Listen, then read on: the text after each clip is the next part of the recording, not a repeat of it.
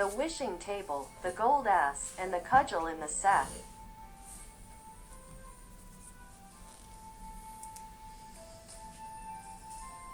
A fairy tale by the Brothers Grimm.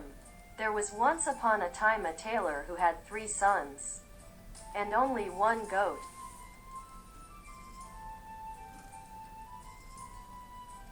But as the goat supported the whole of them with her milk, she was obliged to have good food, and to be taken every day to pasture. The sons, therefore, did this in turn.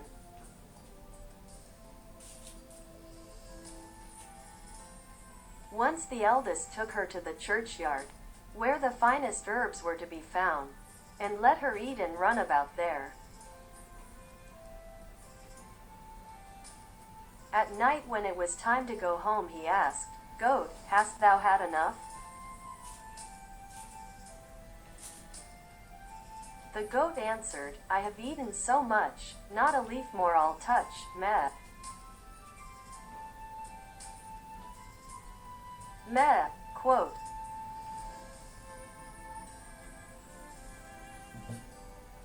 "Come home, then," said the youth, and took hold of the cord round her neck, led her into the stable and tied her up securely.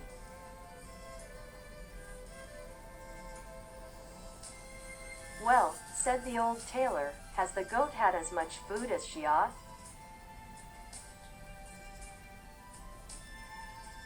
"Oh," answered the son, "she has eaten so much, not a leaf more she'll touch."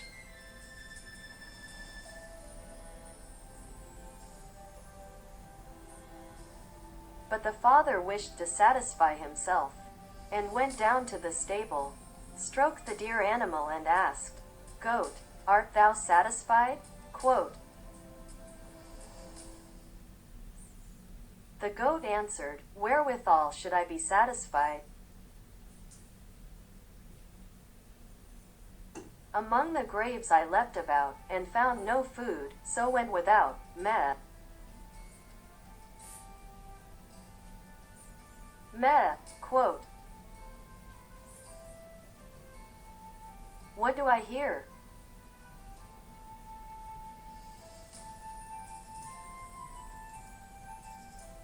cried the tailor, and ran upstairs and said to the youth, "Hollo, thou liar, thou saidst the goat had had enough, and hast let her hunger."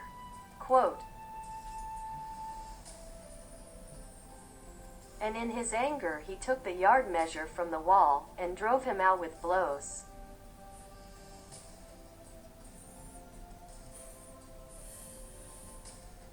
Next day it was the turn of the second son, who looked out for a place in the fence of the garden, where nothing but good herbs grew, and the goat cleared them all off. At night when he wanted to go home, he asked, "Goat, art thou satisfied?"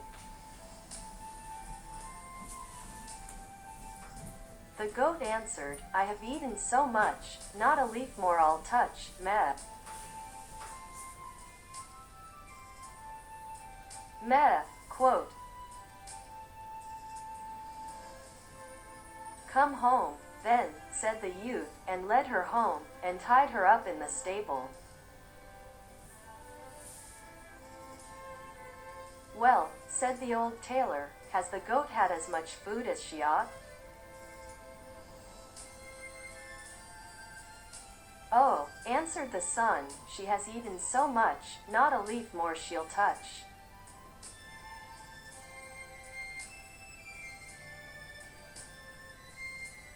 The tailor would not rely on this, but went down to the stable and said, "Goat, hast thou had enough?"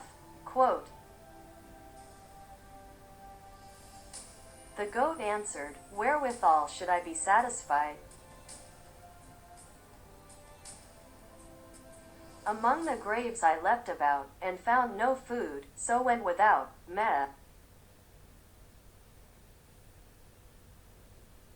Meh, quote.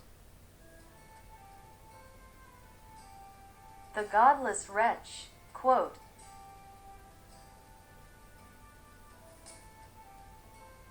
cried the tailor, to let such a good animal hunger, and he ran up and drove the youth out of doors with the yard measure.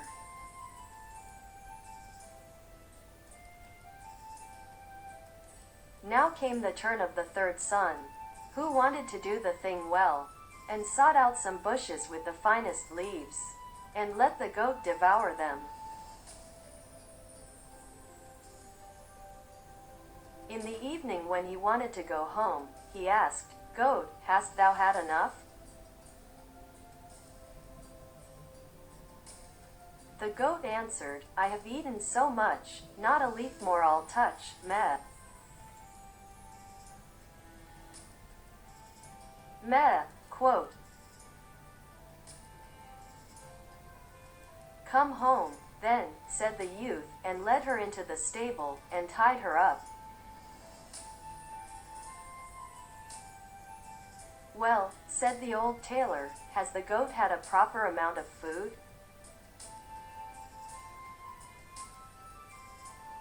"She has eaten so much, not a leaf more she'll touch." The tailor did not trust to that, but went down and asked, "Goat, hast thou had enough?" The wicked beast answered, "Wherewithal should I be satisfied?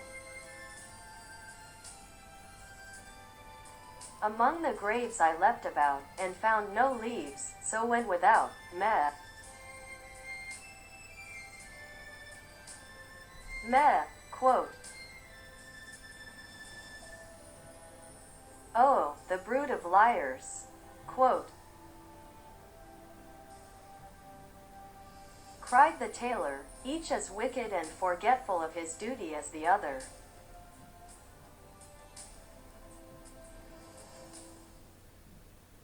"Ye shall no longer make a fool of me," and quite beside himself with anger, he ran upstairs and belabored the poor young fellow so vigorously with the yard measure that he sprang out of the house. The old tailor was now alone with his goat.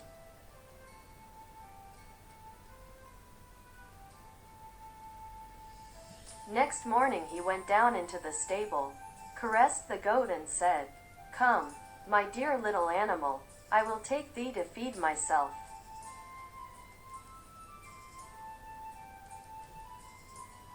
He took her by the rope and conducted her to green hedges, and amongst milfoil, and whatever else goats like to eat. "There thou mayest for once eat to thy heart's content," said he to her, and let her browse till evening. Then he asked, "Goat, art thou satisfied?" She replied, "I have eaten so much, not a leaf more I'll touch, meh." Meh, quote. "Come home, then," said the tailor, and led her into the stable, and tied her fast. When he was going away, he turned round again and said, "Well, art thou satisfied for once?" But the goat did not behave the better to him, and cried, "Wherewithal should I be satisfied? Among the graves I leapt about, and found no leaves, so went without, meh." Meh, quote.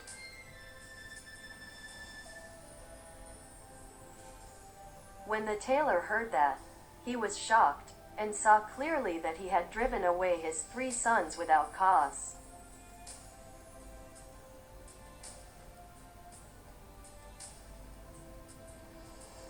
"Wait, thou ungrateful creature," cried he, "it is not enough to drive thee forth. I will mark thee so that thou wilt no more dare to show thyself amongst honest tailors."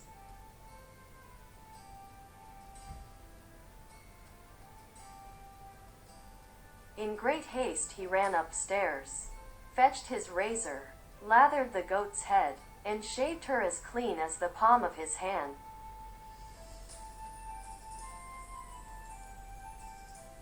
And as the yard measure would have been too good for her, he brought the horsewhip, and gave her such cuts with it that she ran away in violent haste.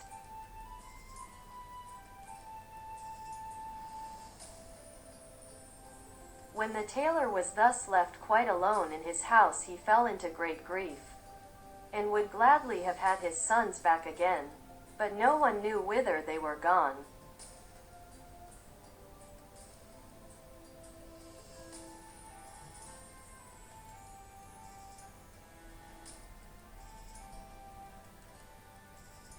The eldest had apprenticed himself to a joiner, and learnt industriously and indefatigably, and when the time came for him to go traveling, his master presented him with a little table which had no particular appearance, and was made of common wood, but it had one good property.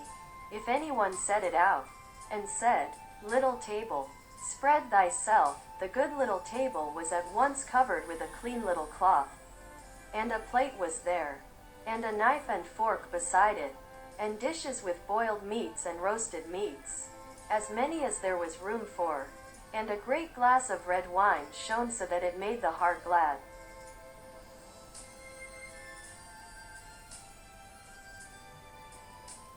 The young journeyman thought, "With this thou hast enough for thy whole life," and went joyously about the world, and never troubled himself at all whether an inn was good or bad, or if anything was to be found in it or not.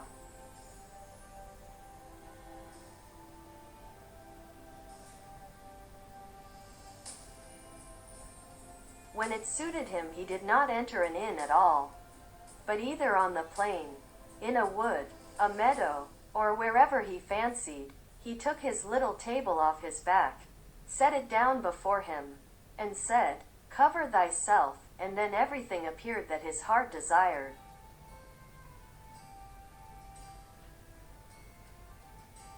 At length he took it into his head to go back to his father, whose anger would now be appeased, and who would now willingly receive him with his wishing table. It came to pass that on his way home, he came one evening to an inn which was filled with guests.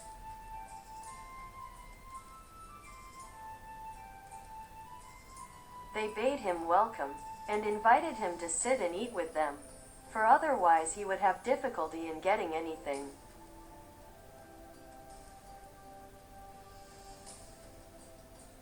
"No," answered the joiner, "I will not take the few bites out of your mouths. Rather than that, you shall be my guests."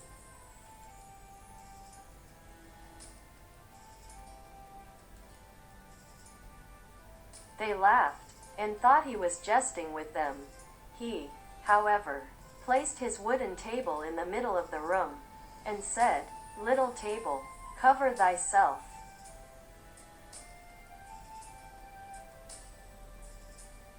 Instantly it was covered with food, so good that the host could never have procured it, and the smell of it ascended pleasantly to the nostrils of the guests.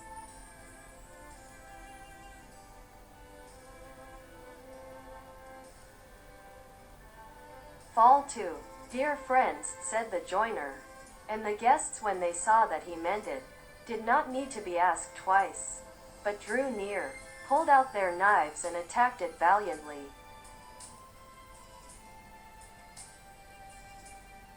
And what surprised them the most was that when a dish became empty, a full one instantly took its place of its own accord.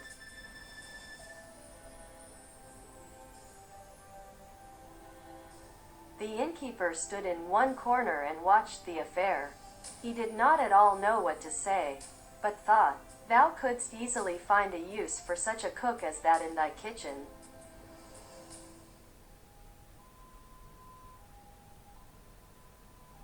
The joiner and his comrades made merry until late into the night. At length they lay down to sleep, and the young apprentice also went to bed, and set his magic table against the wall.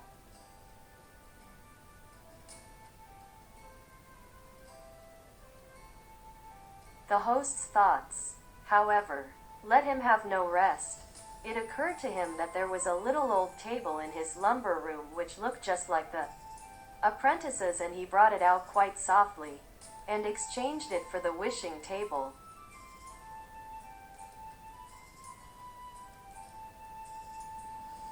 Next morning, the joiner paid for his bed, took up his table, never thinking that he had got a false one, and went his way. At midday he reached his father, who received him with great joy. "Well, my dear son, what hast thou learnt?" said he to him. "Father, I have become a joiner."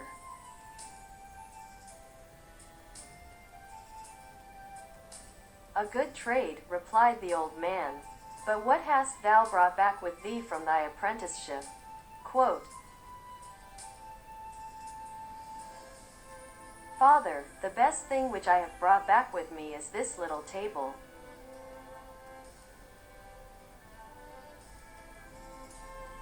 The tailor inspected it on all sides and said, "Thou didst not make a masterpiece when thou madst that. It is a bad old table."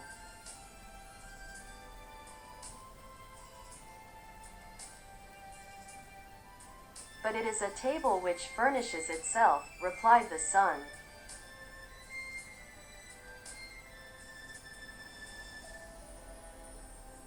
"When I set it out, and tell it to cover itself, the most beautiful dishes stand on it, and a wine also, which gladdens the heart."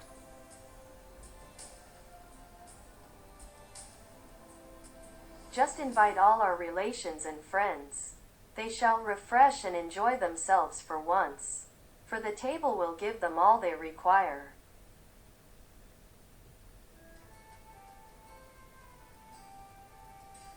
When the company was assembled, he put his table in the middle of the room and said, "Little table, cover thyself," but the little table did not bestir itself, and remained just as bare as any other table which did not understand language.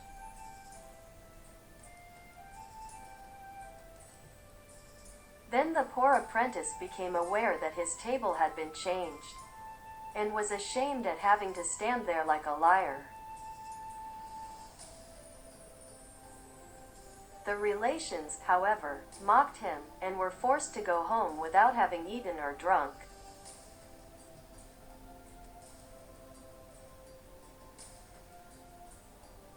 The father brought out his patches again, and went on tailoring, but the son went to a master in the craft. The second son had gone to a miller and had apprenticed himself to him.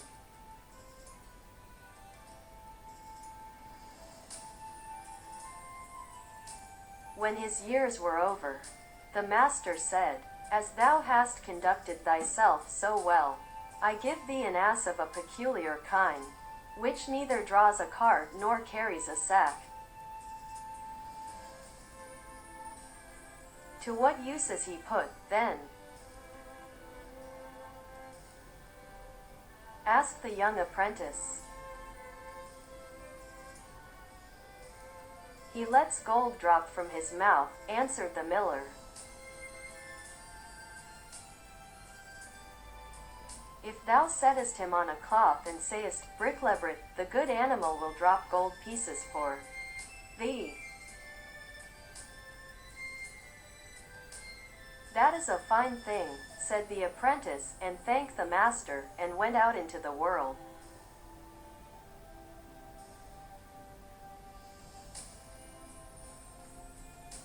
When he had need of gold, he had only to say, "Bricklebrit," to his ass, and it rained gold pieces, and he had nothing to do but pick them off the ground.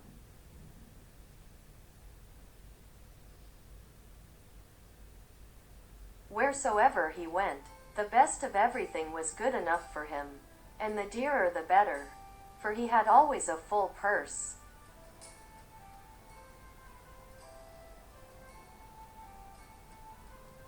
When he had looked about the world for some time, he thought, Thou must seek out thy father.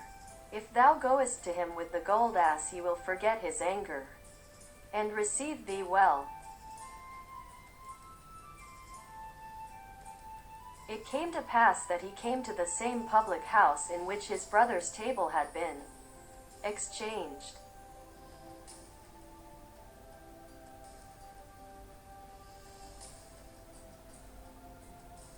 He led his ass by the bridle, and the host was about to take the animal from him and tie him up. But the young apprentice said, Don't trouble yourself. I will take my gray horse into the stable, and tie him up myself too, for I must know where he stands.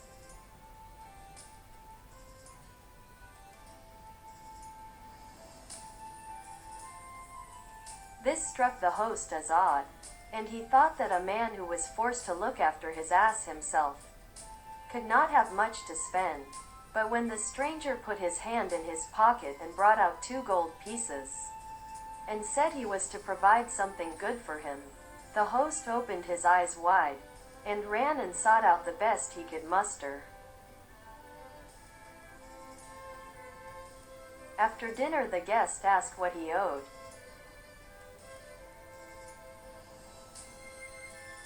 The host did not see why he should not double the reckoning, and said the apprentice must give 2 more gold pieces.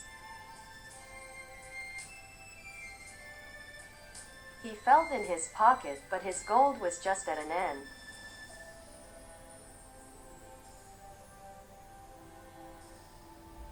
Wait an instant, Sir Host, said he. I will go and fetch some money. But he took the tablecloth with him.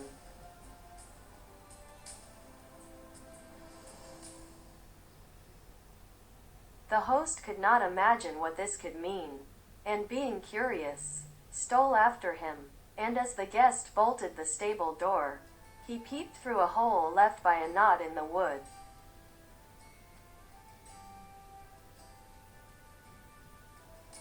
The stranger spread out the cloth under the animal and cried, Bricklebrit, and immediately the beast began to let gold pieces fall, so that it fairly rained down money on the ground.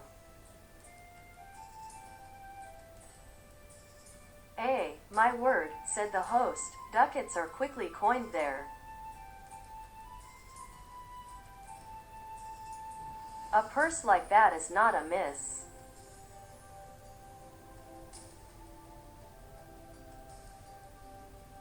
The guest paid his score, and went to bed, but in the night the host stole down into the stable, led away the master of the mint, and tied up another ass in his place. Early next morning the apprentice traveled away with his ass, and thought that he had his gold ass. At midday he reached his father, who rejoiced to see him again, and gladly took him in. What hast thou made of thyself, my son? Asked the old man. A miller, dear father, he answered.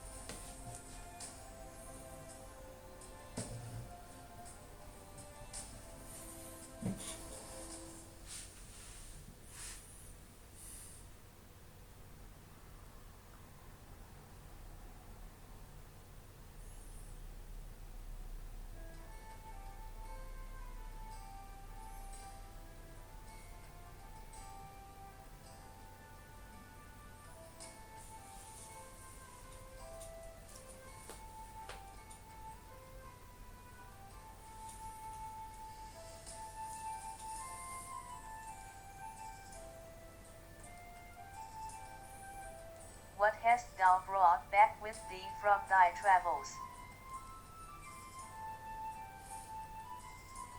Nothing else but an ass. There are asses enough here, said the father. I would rather have had a good goat.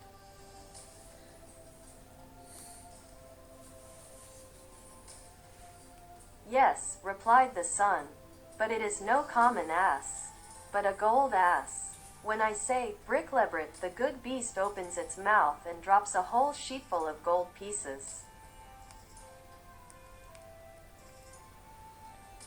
Just summon all our relations hither, and I will make them rich folks.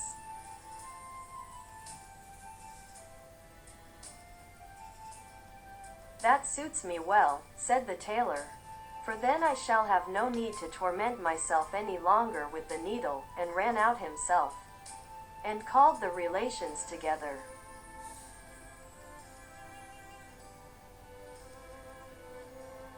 As soon as they were assembled, the miller bade them make way, spread out his cloth, and brought the ass into the room.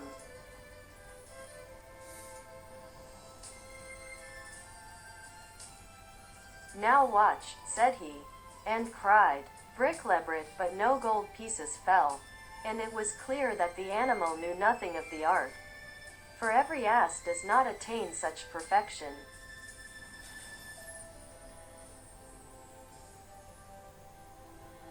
Then the poor miller pulled a long face, saw that he was betrayed, and begged pardon of the relatives, who went home as poor as they came.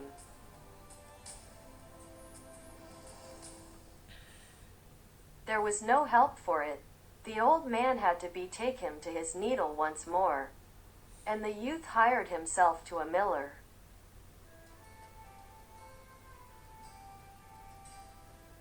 The third brother had apprenticed himself to a turner, and as that is skilled labor, he was the longest in learning.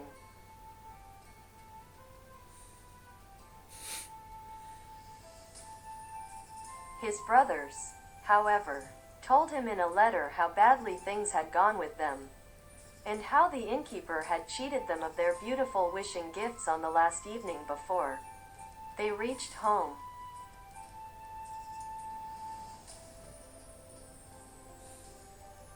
When the turner had served his time, and had to set out on his travels, as he had conducted himself so well, his master presented him with a sack and said, "There is a cudgel in it."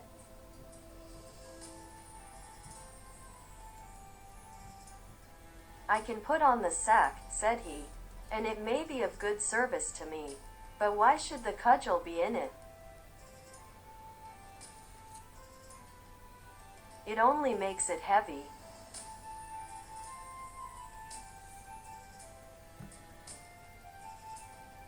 "I will tell thee why," replied the master. "If anyone has done anything to injure thee, do but say, 'Out of the sack, cudgel,' single quote.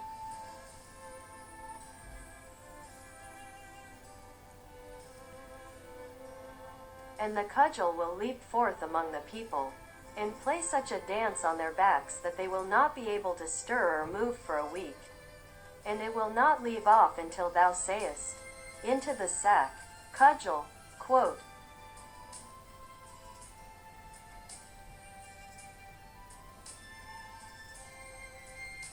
The apprentice thanked him, and put the sack on his back, and when anyone came too near him, and wished to attack him, he said, "Out of the sack, cudgel," quote.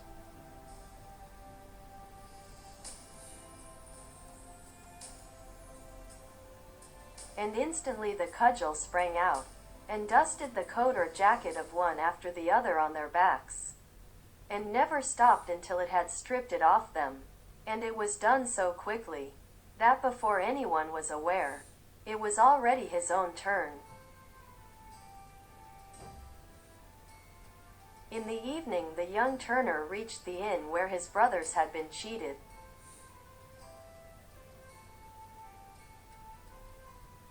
He laid his sack on the table before him, and began to talk of all the wonderful things which he had seen in the world.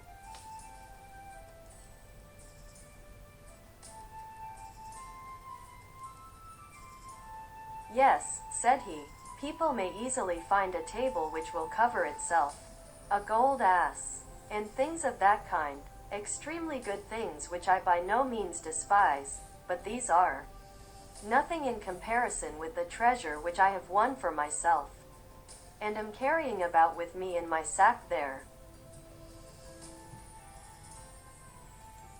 The innkeeper pricked up his ears. What in the world can that be?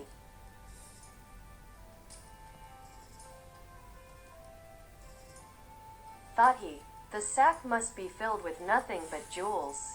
I ought to get them cheap too, for all good things go in threes.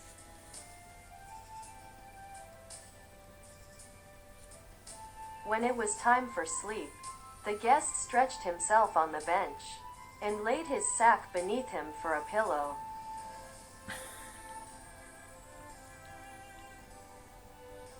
When the innkeeper thought his guest was lying in a sound sleep, he went to him and pushed and pulled quite gently and carefully at the sack to see if he could possibly draw it away and lay another in its place.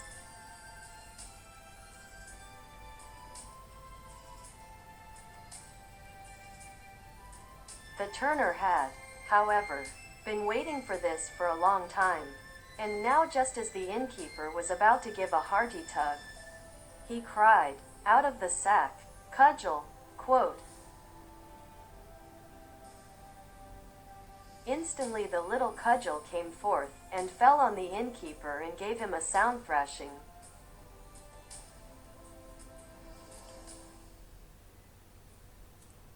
The host cried for mercy, but the louder he cried, so much more heavily the cudgel beat the time on his back, until at length he fell to the ground exhausted.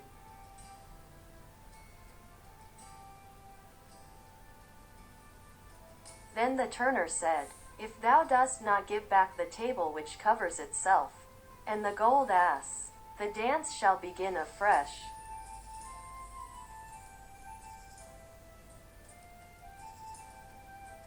Oh, no, cried the host, quite humbly, I will gladly produce everything. Only make the accursed kobold creep back into the sack.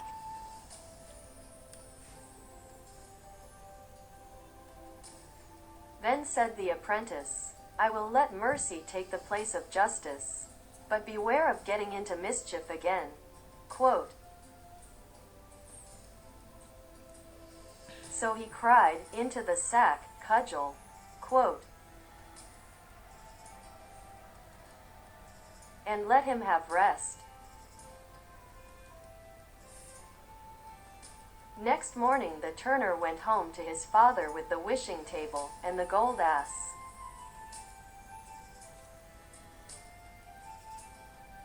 The tailor rejoiced when he saw him once more, and asked him likewise what he had learned in foreign parts. Dear father, said he, I have become a turner. A skilled trade, said the father. What hast thou brought back with thee from thy travels? A precious thing, dear father, replied the son, a cudgel in the sack.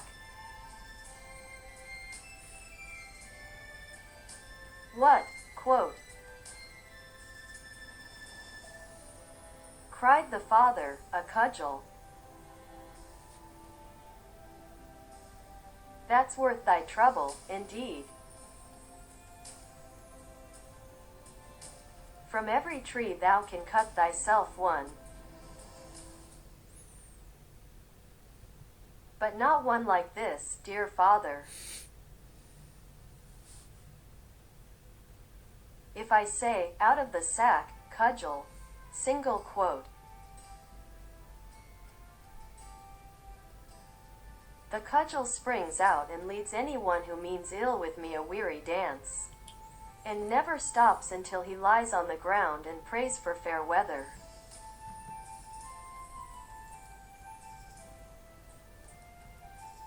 Look you, with this cudgel have I got back the wishing table and the gold ass which the thievish innkeeper took away from my brothers. Now let them both be sent for, and invite all our kinsmen. I will give them to eat and to drink, and will fill their pockets with gold into the bargain. The old tailor would not quite believe, but nevertheless got the relatives together.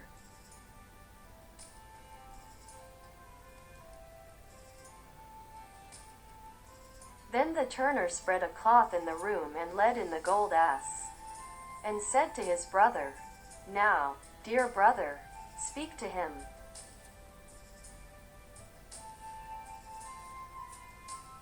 The miller said, "Bricklebrit," and instantly the gold pieces fell down on the cloth like a thunder shower. And the ass did not stop until every one of them had so much that he could carry no more.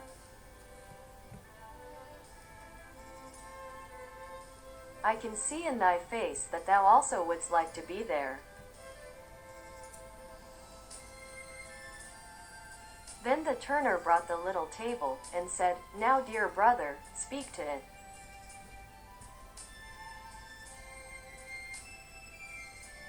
And scarcely had the carpenter said, "Table, cover thyself," than it was spread and amply covered with the most exquisite dishes.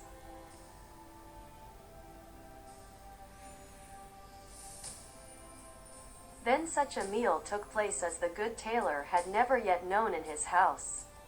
And the whole party of kinsmen stayed together till far in the night, and were all merry and glad.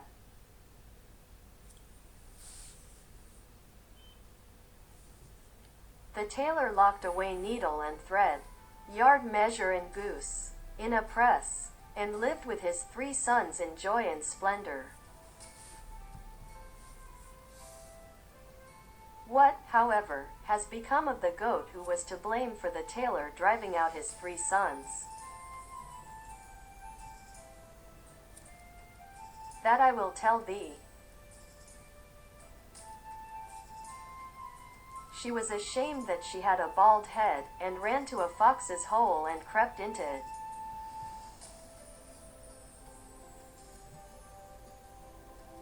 When the fox came home, he was met by 2 great eyes shining out of the darkness, and was terrified and ran away.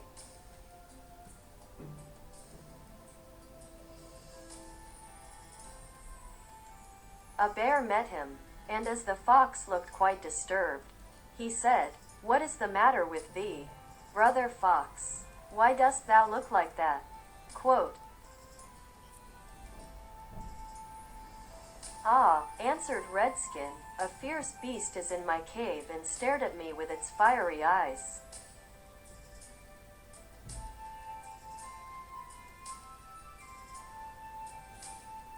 "We will soon drive him out," said the bear, and went with him to the cave and looked in.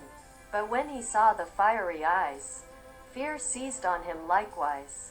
He would have nothing to do with the furious beast, and took to his heels.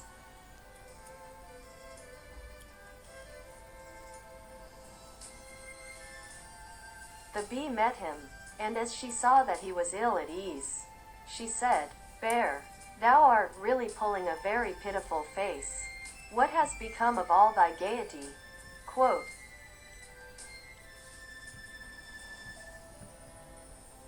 "It is all very well for thee to talk," replied the bear. "A furious beast with staring eyes is in Redskin's house, and we can't drive him out."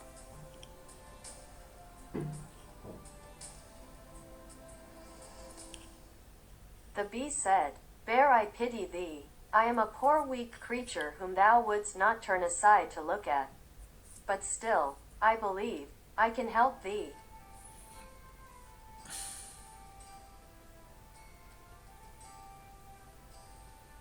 She flew into the fox's cave, lighted on the goat's smoothly shorn head, and stung her so violently that she sprang up, crying, "Meh, meh," and ran forth into the world as if mad, and to this hour no one knows where she has gone.